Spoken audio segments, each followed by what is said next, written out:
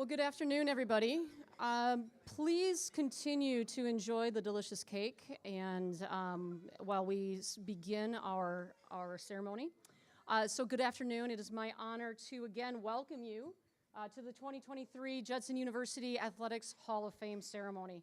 My name is Dr. Nikki Fennerin, and I've served Judson University, but more importantly, I serve our students and our current and our former students as the Executive Vice President.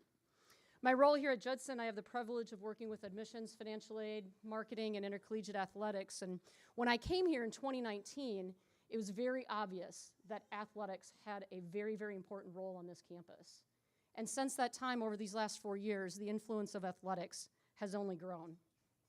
As I'm sure our Hall of Fame inductees can attest, the valuable life lessons, the literal blood, sweat, and tears shed in practices and competitions, the wins, the losses, both on and off the field of competition, the spiritual development, and the lifelong bonds that are built are items that last with us as college student athletes long after we take that jersey off for the last time.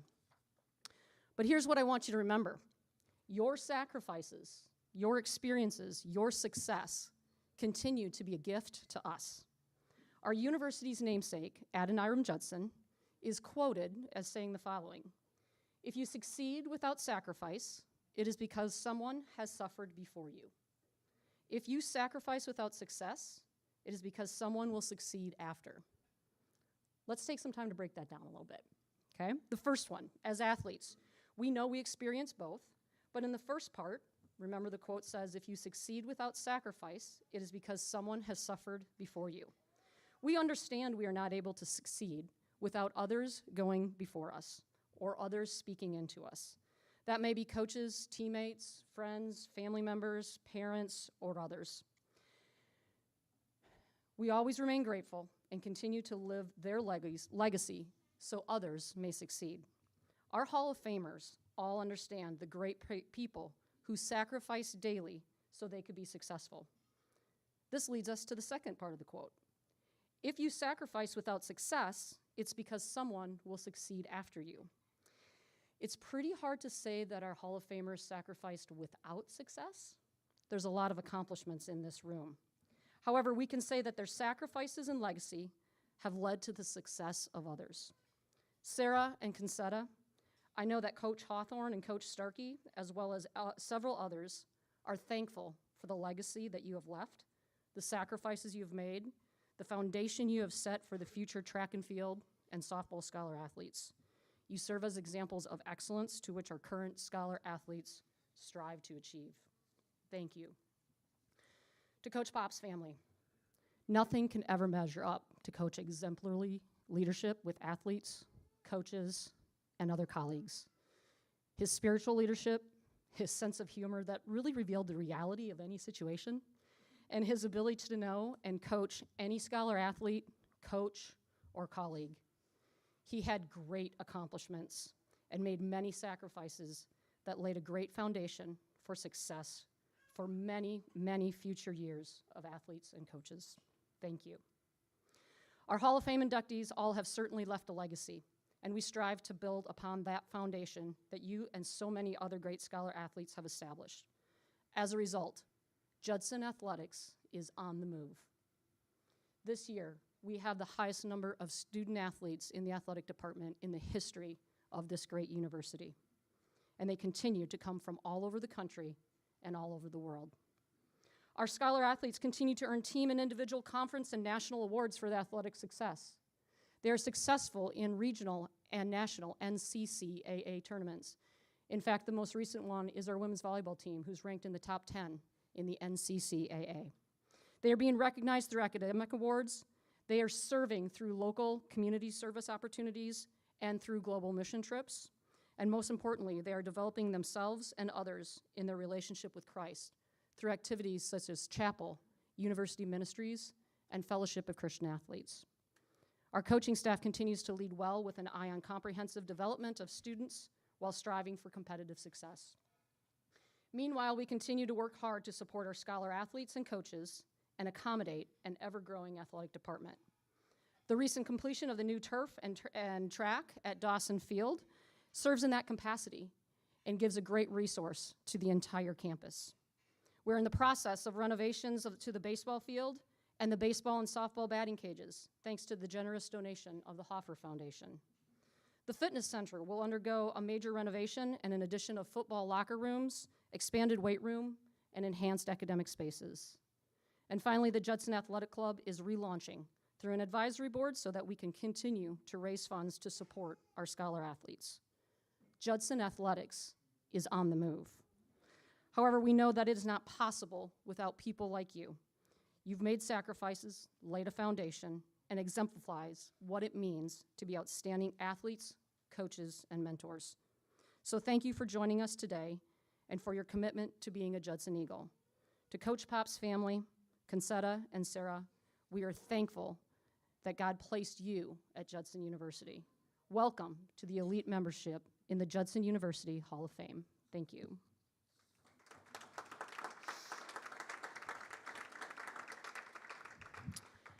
At this time, it's also my pleasure to introduce a current member of the Judson University Hall of Fame and our athletic director, Rick Williams. Rick?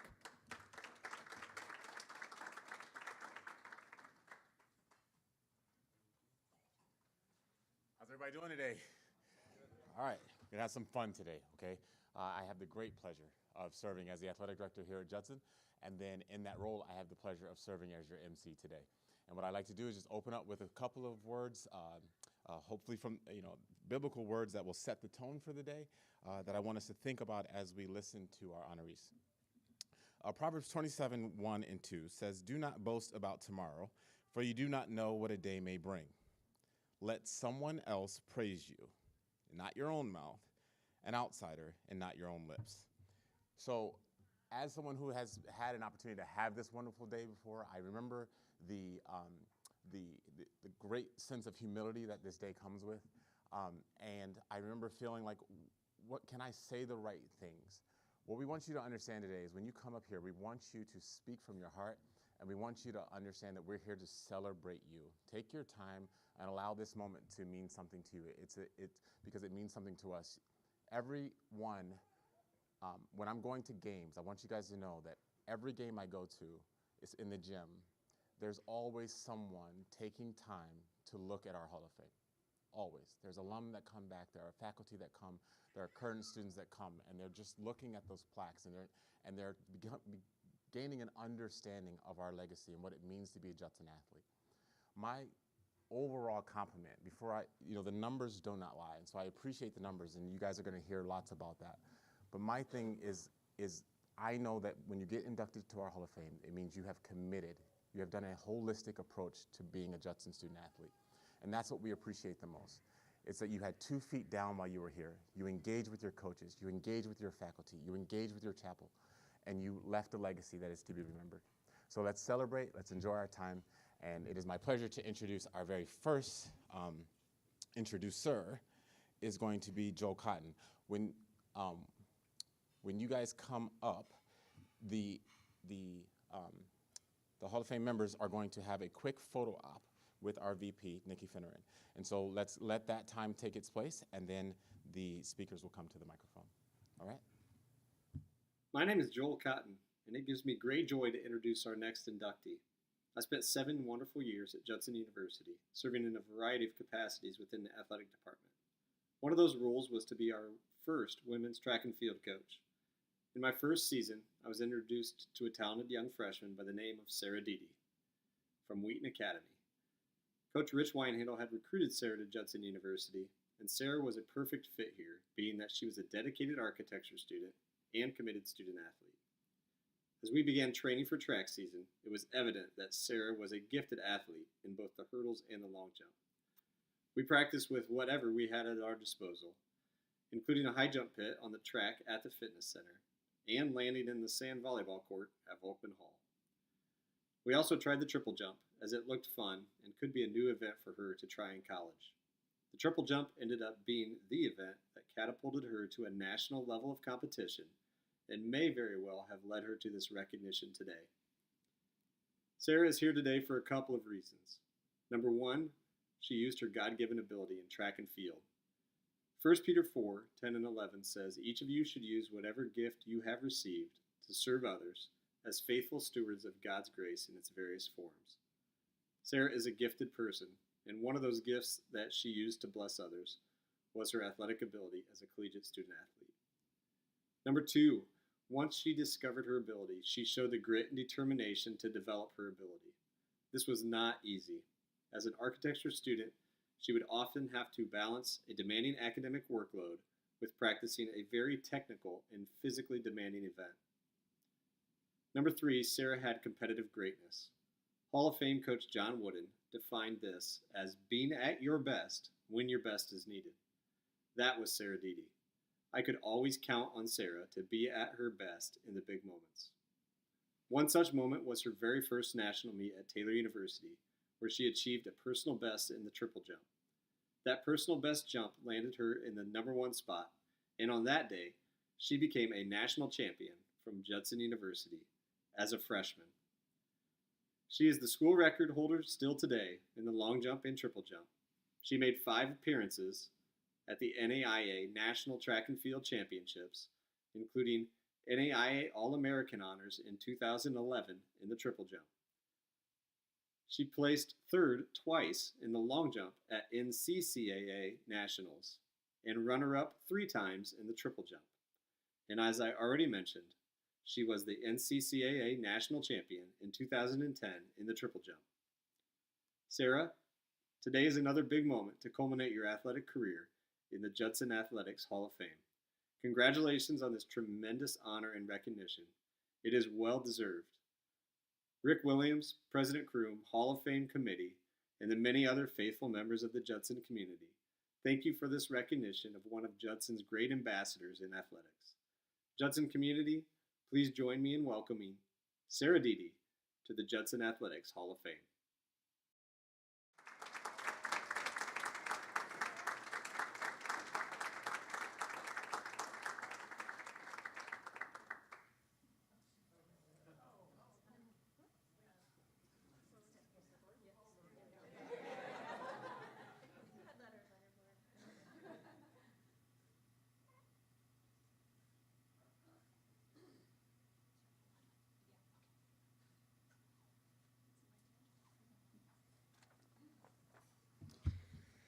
Thank you. First, I'd like to say thanks to the Hall of Fame committee for this honor. I truly never imagined I'd be in this position a decade after my final competition accepting this award. In high school, I never imagined that I'd ever have the opportunity to run in college. I was okay, but collegiate athletics was not at the forefront of my mind. It's probably a good thing I didn't have those aspirations, or I likely would not have ended up at Judson. At the time, Judson's cross-country team was only in their 2nd year of development, and their track team was non-existent. Without sponsorship from the university, Coach Winehandle couldn't offer me a track scholarship, but he could offer me a little through cross-country, but only if I ran. Even still, I was grateful and excited because getting a scholarship to run never seemed possible for me before then. I'm a sprinter and a jumper, not a long-distance runner, so even as a track athlete, my events were short, like 100-meter runway short. So being required to run a 7K with a bunch of serious long-distance athletes was not exactly the kind of program a serious track athlete would ever dream to be a part of. It's a good thing I'm not a serious athlete. Still knowing I was already coming to Judson because of their architecture program, I agreed to at least try. I had 4 coaches during my 4 years running at Judson, each of which played a unique role in my development as a collegiate athlete. Rich Winehandle was my first. He founded Judson's cross-country team, and as I mentioned, recruited me at one of my final high school track meets. And he also forced me to run a couple cross-country races. My performance on the cross-country team was about what you could have expected from a jumper and occasional sprinter. As a track athlete, I had almost nothing to offer the cross-country team, but I was never treated that way by Coach Winehandle or Coach Cotton. Joel Cotton was Judson's first women's cross-country and track coach. Looking back, I see that Cotton was the coach who was more dedicated to my development than even I was. He was the coach reading books on coaching track, specifically jumping for me. We didn't have a track to practice on, like he mentioned, so he had me doing these wild drills up and down the halls of the fitness center. It was stuff I'd never even heard of before, and it worked. That first year at Judson, I PR'd in almost every event I did, and I started to think that I could actually be good at this thing. Maurice Smith was the first jump coach I ever had. The strange drills Cotton had me doing were nothing compared to what Smith was about to put me through. He was really tough, but as a past jumper, he really knew his stuff. And again, I PR'd. Nanad Longkar was my final coach. He probably understood my struggles of being an architecture student athlete the best. See, as an architecture student, my class schedule wasn't as flexible as other majors, and every year I had a class that conflicted with our regularly scheduled practice times. So Cotton agreed to let me miss, but I had to add a solo practice to make up time on days I came late. For 2 years, Nanad consistently attended my solo 6 a.m. practices. I never asked him to, and he did not have to be there, but he came. Not every day, but far more than I might have in his position. And if it weren't for the leadership and the dedication of these coaches, Judson's program may have never become a reality, and I certainly would not be accepting this award today. Becoming a successful athlete is not done on your own. I may be the only one on the track competing, but I had immense support behind me from both my coaches, but also from my family. Occasionally, an athlete's family member might come to watch 1 or 2 of our meets a year, but not my family. My parents and grandparents were at every single meet. Yes, even the ones where it snowed or it poured so hard they had to sweep the rain off the track in order to continue competition. Even in the best weather, they suffered hours sitting on those terrible bleacher seats that destroy your backs. Has anyone ever been to a track meet here? So there's a reason it's not really a widely televised event. I will be the first to tell you it's not exactly an edge of your seat kind of experience, but that didn't seem to matter to them. On the coldest days, my grandma, who's here, would bring her warmest coat for me, and she'd allow me to wear it while I waited between my jumps. It was a full-length down jacket, and I can pretty much guarantee that I was significantly warmer than any other competitor, and that had to give me an edge. And my grandpa, also here, would keep track of the other competitors' jumps so I knew my standing.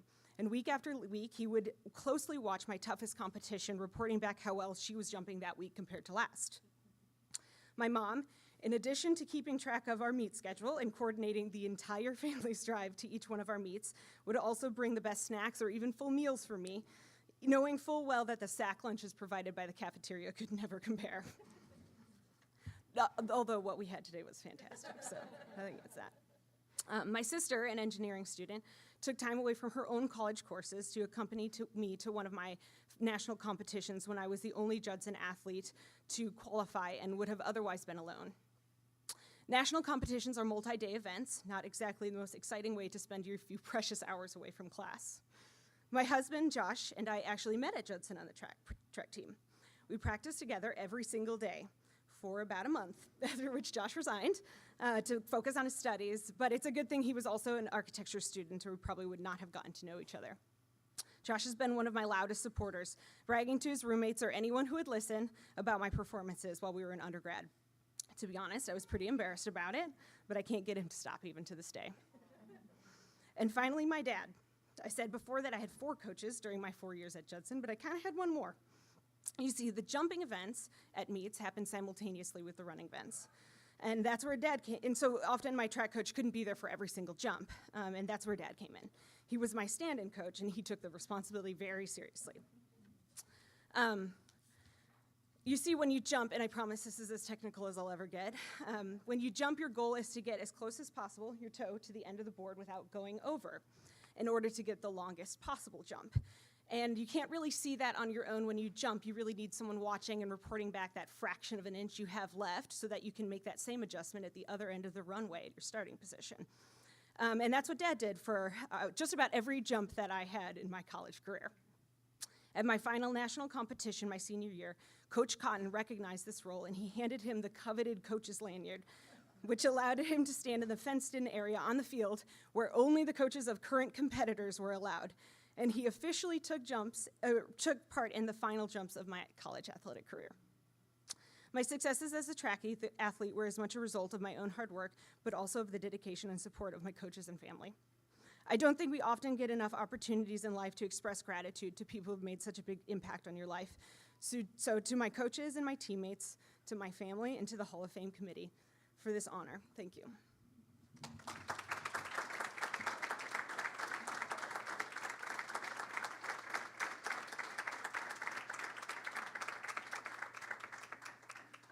So there are a lot of people that are part of this process of selecting the Hall of Fame. So thank you to Kristen Egan and to the Hall of Fame committee that helps us put this all together. So we appreciate their work. And one of the things that happens at every first meeting when we're deciding what we're going to do is they ask, okay, who wants to make the call to the honorees? And I always volunteer for that. I love that call. And I just want to say right now, thank you to Sarah and Concetta. You guys made that call a pleasure for me because of the warmth in which you accepted this honor. So I appreciate that. So thank you, Sarah. Next up, we have Ms. Concetta DeCoste, and she will be introduced by Ms. Becky Pearl. First off, congrats to Concetta and Sarah, and in memoriam of Coach Papenfoos. I am Becky Pearl, and I was the softball coach here from 2004 to 2014. I am so excited to have the opportunity to brag about Concetta. I recently spoke with some of her teammates, and it was so cool to hear how they described her. As a coach, you think the best of your athletes. You try to encourage and cheer them on while pushing them to be the best they can be. But the true test is how their teammates feel. Some words they used were always smiling or laughing, positive in an array of situations, a great teammate, confident, dedicated, kind, helpful, super smart, hardworking. I couldn't agree more. A dedicated throwing partner shared this anecdote. Concetta was my throwing partner for the entirety of my career as a Judson softball player. I'm not sure how we pulled that one off, seeing his coach's policy was to get a new one every season. We often got in trouble together for our questionable fire-ups and not coordinating practice t-shirts with the team. Concetta leaving her footprints on the bus windows and one arm carrying her limp body off the field, just to name a few. We just couldn't get our act together, and we had the best time doing it. As you have read Concetta's long list of awards, I'm sure you can see how her hard work and dedication paid off both in the classroom and on the field. She still dominates many of the softball records, including being ranked 22nd in the NAIA in RBIs as a leadoff hitter. If you watched her play, you thought it was easy for her. And it was easier for her than others, but she also worked. Concetta was a talented outfielder, but man, did she like to hit. She could hit the ball a mile, and when she got to her base, she would just flash that "I did it again" grin. Her teammates said she always showed up and they trusted her on the field. She was gritty in a good way. For me, grit stands for growth mindset, resilient integrity, and team first concept. I can't think of a better way to honor such a talented player than to call her gritty. To be remembered by those who know you so well as teammates and as her coach, as someone that always worked hard both on and off the field, to be a team leader that took care of the freshmen, to have integrity and to put the team first. From goofy team outings and costume parties to crazy trips through the Virginia hills in the JU bus, including a special seat in the luggage carrier, to winning a conference championship in 2011. I feel blessed to have been part of Concetta's journey and to coach such a talented athlete. I know her family is lucky to have such a dedicated and talented mom who is also a gifted businesswoman. It is with great honor that I introduce to you the 2023 Hall of Fame inductee, Concetta DeCoste.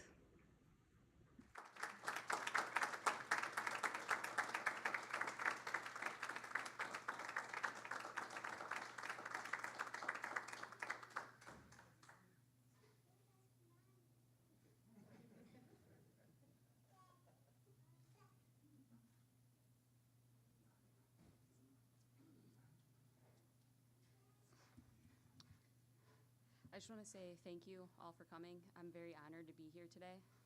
I would like to start off by thanking Coach Becky. Thank you. Thanking Coach Becky for the opportunity to play for her and to represent Judson softball. I want to thank my parents for their support throughout the years. If it wasn't for your guys' countless hours, spending driving me to games and showing up every weekend, which ultimately led to a collegiate softball career and an accounting degree, and for that I'm very grateful. Even though he couldn't be here today, I have to thank my brother. Growing up, he never let me win at anything, ever, and it sparked a competitive side in me, and it just made me work that much harder. To all of my teammates, thank you. Your support on and off the field means so much to me, and I'm so thankful for all the memories we have to look back on. The game of softball is statistically a game of failure. Even the best of the best are going to fail more than they succeed.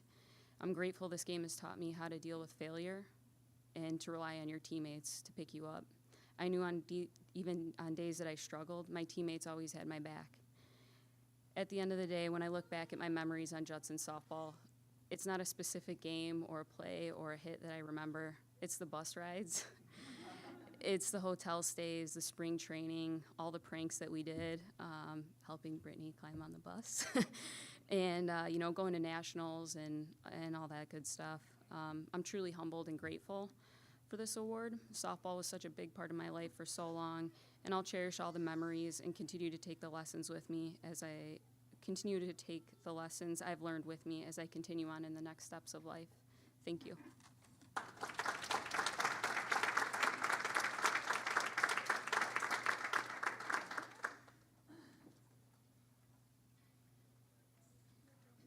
So I'm pretty sure we all heard and echo the sentiments of her daughter. That's my mom, and that's something that we try to teach our current athletes, that all of this ends in family life. You know, I know winning and losing is important when we're currently playing, but the real goal of this is to become good contributors to our society and then to raise family and continue to do God's work. So it's such an awesome time to come back and see our family. So the sound of family is welcome here. Okay, so we hear the babies crying, we love it. All right. So this one, the next up, we have a special presentation, and I just want to take a second to acknowledge the fact that it does not escape me that I have the opportunity to sit in the same chair as both the man that we're about to honor, as well as the man that's going to take the time to introduce him. Both of them are men that I look up to and have a tremendous amount of respect for. So to introduce Joel Poppenfuss, Chad Gassman.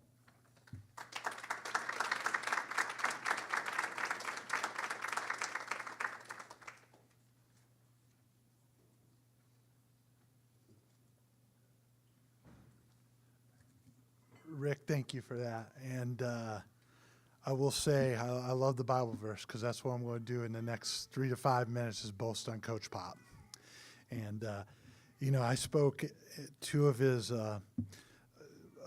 ceremony of life type things, and I'll be honest, I'm having trouble right now because this is pretty emotional, and I'm just enjoying so much spending time with the Poppenfuss family. I told Steve, I go, you can never get rid of me. I'm always around. And I truly mean this. It's not just a cliche. I feel like I'm part of your family right now. And so it's weird to say this, Coach Pops, he's a mentor to me. I was technically his boss, but he was a mentor to me, and there were several times in a loving way he'd always respect my authority, but okay, now you need to figure this out. You've already heard it, but I'm going to do it again because I think it's just so important to kind of get what he did here at Judson University and then carried it on to Waldorf University. And I forgot my readers in the car, so I'm going to be kind of doing one of these things. But Coach Pop served here from 2013 to 2021. A little side note, I stole him to Waldorf in 2021, 22, and Dr. Kroom was frustrated with me for about 5 minutes, and then we had a virtual text hug and got over it.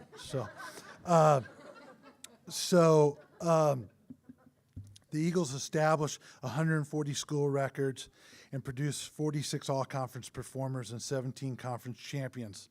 The Eagles are also made their presence felt on the national level as they qualified at least one athlete for every NAI national championship since Poppenfuss began in 2013. From 2013 to 2021, the Eagles celebrated 3 NAI national qualifiers, 18 NAI Dactronic Scholar athletes, 13 NAI All-Americans, and 5 NAI national champions. 8 different Eagles placed at NAI Nationals during this time, with the women's team during 3 top 20 finishes, including an 8th place finish at the 2019 Indoor Nationals. In addition, 6-time national champion six-time national champion Annalise Cisneros recorded a fourth-place finish at the 2018 U.S. ATF Outdoor Championships. Why do I read that? You already know it's in your thing. I think, and this is one of the reasons I wanted him so bad at Waldorf, is Coach Pop, and when I say this, I'm always careful because then it looks like, I'm whining about Waldorf or whining about Judson, and I'm not. But at small colleges, you have the resources that you have, bottom line. And I'll have young coaches come in my office sometimes, well, I don't have this, I don't have that. Well, Coach Pop set the bar. He's taken all your excuses and thrown them out the window. You have this beautiful track out there right now. He didn't have that. He'd be in November and he'd have his jacket on and it's snowing and all this stuff.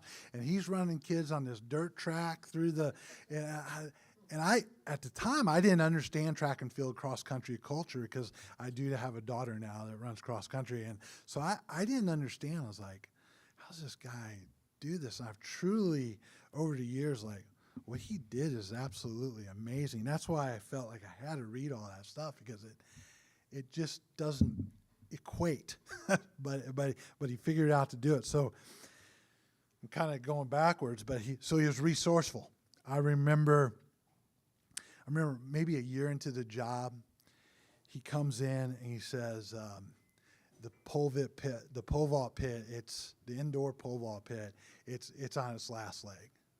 And when Coach Poppenfuss says it's on its last leg, 10 years ago it was on its last leg. Okay, so I'm like, what are we going to do about that? I go, well, send me a quote. What do these things cost? $50,000. How am I going to go to Dr. Kroom and Nancy Beer and say $50,000? So I'm like, well, that's not going to happen. Then he comes in a day. He goes, like, we got a plan.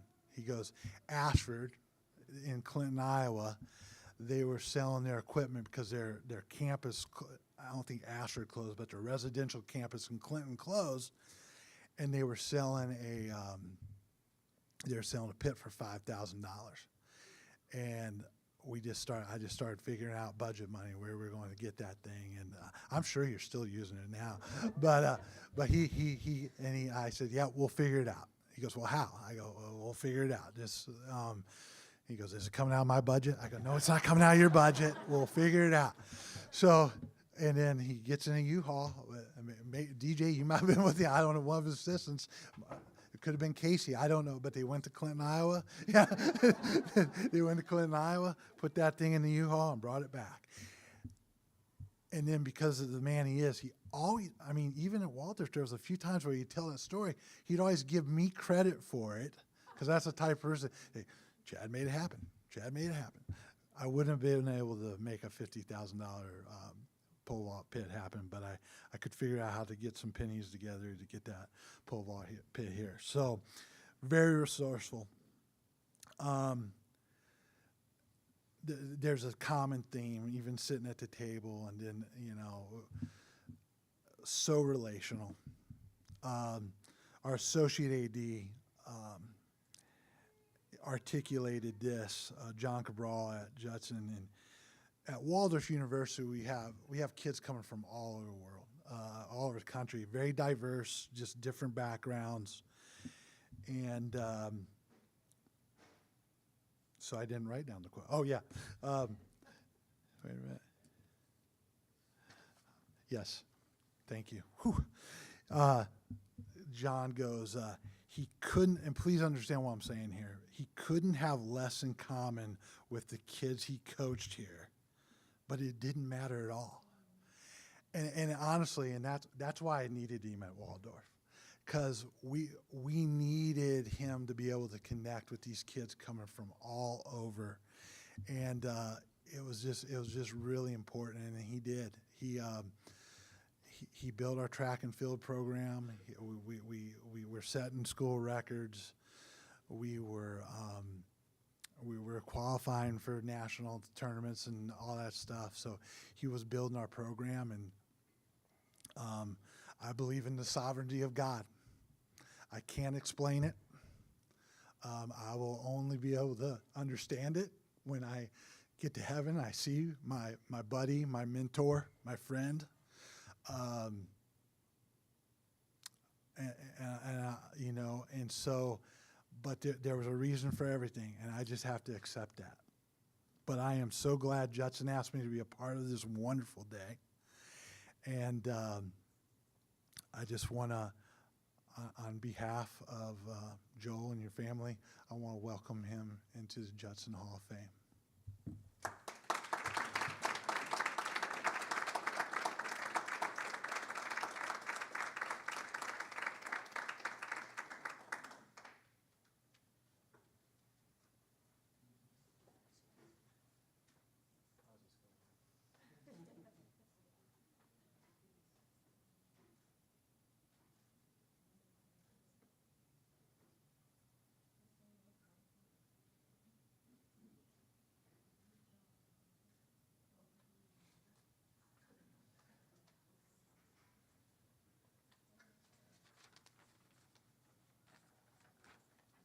Oh, I thought you guys were coming up here, but okay. Good afternoon. I am Meyer Poppenfuss. I'm the youngest of the Poppenfuss kids and Dad's only daughter. I want to thank you for having us here today in recognition of our dad. Dad coached many people throughout his life, on the track, on the football field, through friendships, through ministry. He was a coach to everyone. I like to tell people that my parents basically ran a leadership program out of our home growing up. Those are the values that we were taught, and that meant a lot to our family. There was always something more you could learn from Coach Poppenfuss because he never stopped learning himself. He always, every year you could check back in with him and he would have adapted, he would have changed and learned, and he grew. I can't remember a time when my dad wasn't a coach. He used to take us out to the track when we were really young, and he would have us all run laps or shovel the snow off the track. He'd have the speaker going, and he'd be playing classic rock over the speaker super loud. And I hated going to the track. I hated it. I would try to hide in my room, and then he'd come, he just dragged me there. But as far back as I can remember, our home was full of athletes eating our food and laughing at my dad. He was on the coaching staff through my brother's years in high school, and by the time I got to high school, he was by far the most popular coach, even though he wasn't a head coach, and he was the most popular Poppenfuss at Huntley High School. He surpassed all of us. He was the favorite coach. He was beloved by Huntley athletes, almost so much that I wanted to be annoyed by it, but I couldn't because I was so proud of him and I was so proud to be his daughter. He earned that admiration 100%. Dad was a great coach because he connected with his athletes. He was honest, direct, and kind. He wanted to be encouraging to others always. He instilled confidence. He was goofy and really funny. He didn't care if he looked stupid as long as he was making you laugh. He was driven and passionate. No one could push my dad harder than he pushed himself. Coach Pop didn't just care about raising up good athletes or teams. He cared about character development of those young men and women. He cared about their spiritual growth, their backstories, and their home lives.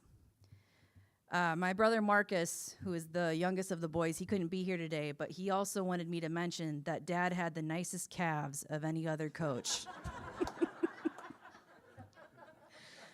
We had classmates tell us that.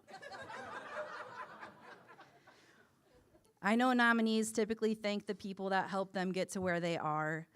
Dad had a really strong spiritual life. I know he would have thanked God in a much more articulate way than I could. I also know that he would have thanked my mom. He told me last winter that he never would have been able to do any of this without her. She cooked so many team dinners. She hosted just tons of kids. She was in the stands for every game. She was at all the track meets.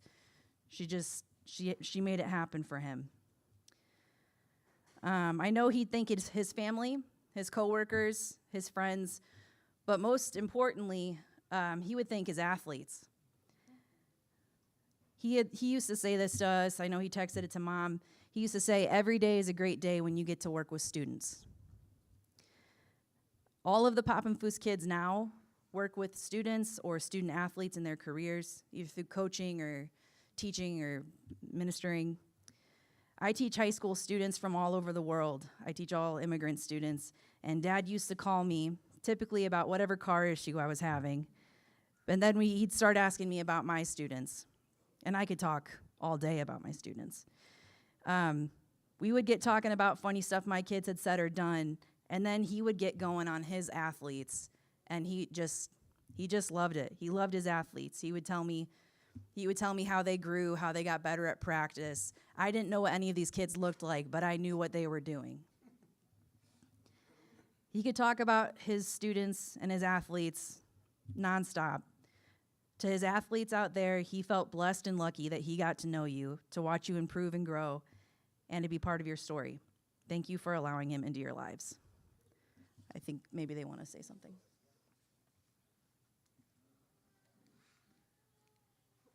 I do want to make a comment about Joel's calves. When we were first married, I'm from Burbank, California, and we lived the first 2 years of our marriage in Burbank. And I was teaching middle school, and he was still finishing up studies. And we lived on the second floor. And and this building was full of retired ladies. But we knew the landlord, so we got a really good deal on the rent, and we had no money. And so Gladys Kemmer lived below us, and we lived upstairs, and you had to walk. In California, everything's outside. So you walk up the stairs, outside to get to our apartment.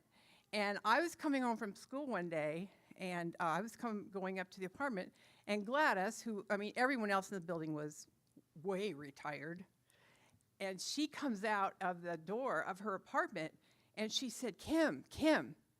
And I stopped, and Gladys went to our church, so I knew Gladys really well. And she said, I just wanted to let you know that Joel has really nice legs. Because she looked out of her window in her living room and saw us walking up. She said nothing about me, but she really did like Joel's legs. So it's funny to me that Marcus mentioned that. But I do want to thank you all for giving us this honor. DJ's here, an assistant coach. Thank you, DJ. Freddie's here, a coach from Huntley High School, longtime friend and coach. We have college friends here back in the back, Riggs and Rayleigh. This is a really great honor for us and for Joel. And it means a lot. I do want to he didn't post much on social media. I think he wanted to, but he refrained. A lot of things he might want to go off about. But he did say this quite a few years ago. Recently, I was talking with a friend about leadership challenges that this friend faces. I was reminded once again of the loneliness of leadership.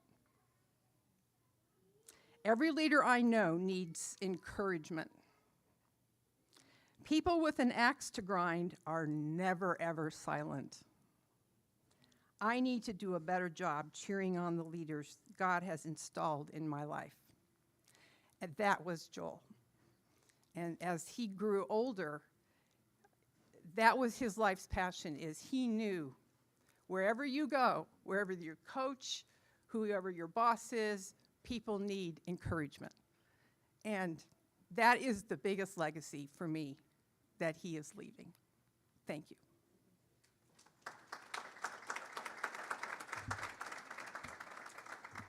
Just want to say real quick, I think that was Ashford University in Iowa, and that's a terrible town, and it was really, really cold that day. And I'm pretty sure we were supposed to get paid for, bringing that here, so I'm looking for a check when I leave. Okay. Just thank you. Our family's so thankful for this honor. It's cool to be able to remember my dad. You know, hearing you talk about your relationship with your dad, just the relationship I had with my dad. He was my coach, and I'm a coach now, coach football and track because of my dad, and I love track and field because of my dad, and I'm just so thankful for the man that he was, and I'm thankful that I can hopefully be that man to my kids someday because I learned it through his leadership, and I'm thankful for what he was able to do at this university. So thank you guys very much.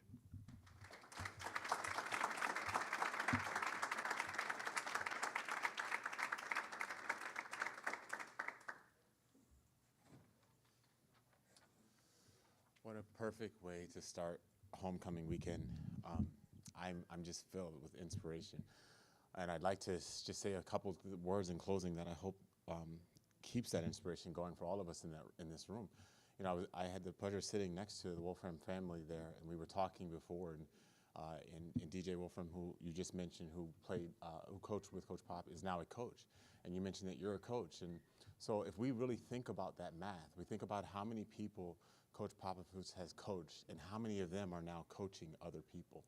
It becomes really inspiring when you think about what each one of us is capable of leaving here during our time. Like I said before, it does not escape me that I get to sit in this seat. President Krum, you have given me an opportunity to have massive amounts of impact and the ability that I get to coach coaches and coach athletes and get to have this microphone and have you guys listen to my voice. It's a heavy weight sometimes, but it's an awesome weight that God bestows on all of us. To those of you who have been inducted in the Hall of Fame today, you may not recognize it, but that assignment is now lifted for you as well. Once you put Hall of Fame of your university on your resume, I encourage you, never take it off. Never be ashamed to admit it. Never be ashamed to tell people about it because it lifts your voice and it lets people say, okay, so you did it. Can you speak into my life and how I can do it? And the more you do that, you'll be leaving legacy for other people. So it is, again, my absolute pleasure to be your MC today. I have enjoyed it. I hope you guys have enjoyed it. Once again, thank you so much to Kristen Egan and to Tim and to my SID who, you know, it is not fair. President Krum said thanking me for putting this together. I did nothing. SID, where are you at? Where's Nick? Everyone give a round of applause for Nick Shaflin. I implore you, please stay around for the day. Enjoy the festivities. We will, again, at the halftime of the game tonight at 7 o'clock. I know it's a long time from now. I know you want to spend time with your families, and I appreciate that. But we are going to mention your names, and we are going to speak about what you've done. And if you are there, we want you to come out to halftime, to the midfield, and give a wave. If you can't make it, we do understand, but we are going to say your name anyway. And then your plaques will be up in the fitness center next week. You are dismissed. Have a great weekend.